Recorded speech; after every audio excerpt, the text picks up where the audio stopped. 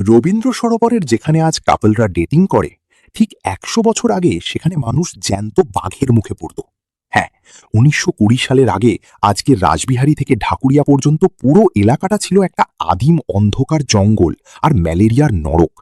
জঙ্গল এতটাই দুর্ভেদ্য ছিল যে বাঘ আর বুনো শুয়োরের ভয়ে দিনে দুপুরেও সাধারণ মানুষ এখানে পা রাখত না। কিন্তু সাউথ কলকাতাকে বড় করার জন্য এই নরক পরিষ্কারের দায়িত্ব পান এক ব্রিটিশ সাহেব, সেসিল হেনরি বম্পাস।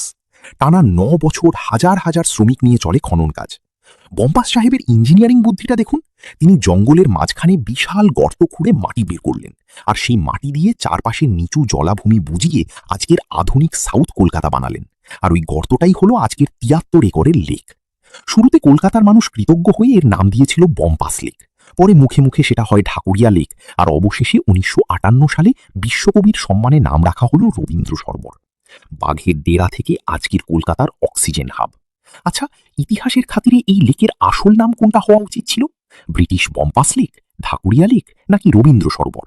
আপনার উত্তরটা জলদি কমেন্টে জানান, আর এমন অজানা ইতিহাসের জন্য সাবস্ক্রাইব করুন।